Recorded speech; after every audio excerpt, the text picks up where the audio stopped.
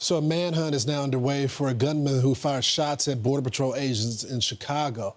And after the shooting, protesters started throwing rocks and bricks and cans of paint at Border Patrol vehicles. Joining us now to discuss is Acting ICE Director Todd Lyons. Mr. Director, thanks so much for joining the program this morning.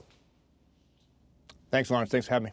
So I want to set this up with one of the Chicago aldermen. This is what he's saying about your agents. Let's play the tape. Over on 26th and Pulaski, an armada led by Greg Bovino was turning onto 26th Street, stopped, took a man. I was in the middle of that. We were protesting peacefully when, for no reason, the Gestapo let go of a flash band. We can't have reasonable conversations when these people are referring to your agents as the Gestapo, right? Yeah, Lawrence, it's really sad because all the men and women of Customs and Border Protection, Border Patrol, and ICE, they're out there doing their sworn law enforcement mission, right?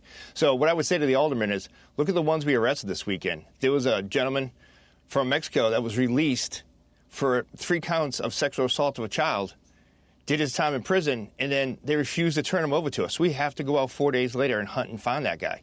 It's really disgusting in the fact that they keep trying to turn the tables on ICE with this crazy rhetoric that makes us out for being the bad guys for doing a law enforcement mission.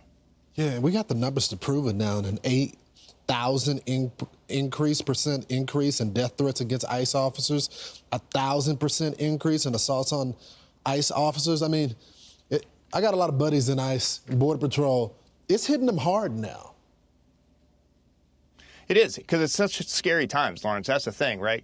You look at what happened on Saturday with the Border Patrol incident. They took fire from an unknown male in a Jeep, so they had to protect themselves then. But it didn't stop them from doing their mission while the local police and Homeland Security investigations worked on finding that individual for the shooting. They kept doing their job, and they got rammed again. And like you said, paint cans and bricks thrown at them. But it didn't stop them. They kept doing their mission to rid Chicago of these criminal illegal aliens. What's the but latest? Until politicians stop this crazy rhetoric. Yeah, I'm sorry, Mr. Director. What's the latest on the manhunt, though? Where is this guy or guys? So obviously, for law enforcement reasons, can't get into it. But they are out there scouring all leads, surveillance footage, things like that. We're going to find them. We've made it clear that if you put your hands on an ICE agent or a Border Patrol agent, or if you threaten them, shoot at them, throw rocks, we're going to find you, we're going to prosecute you. Yeah, I want to get your comment on this latest offender who dodged deportation for years, and then he gets caught with a DWI after killing a man in a hit and run. He's been in here since 2012. 2011, I'm sorry, he entered in, but he had a deportation in 2012.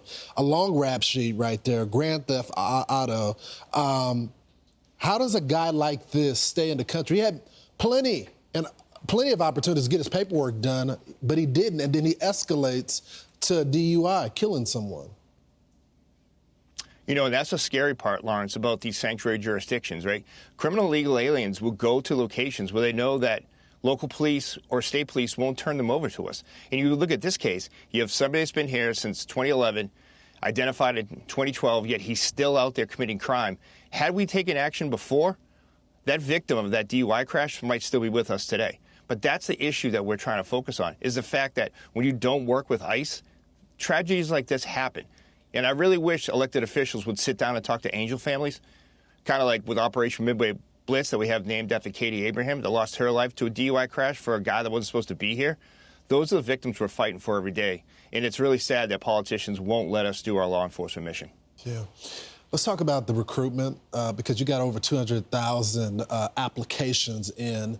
Tell us how quickly, how many of those you're going to take, and how quickly can you get them on the street? Because you need a lot of backup right now. We do.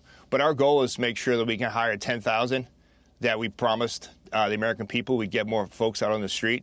But one thing is we're not sacrificing our training standards or our hiring standards, right? We're going to make sure that we're getting the best of the best out there.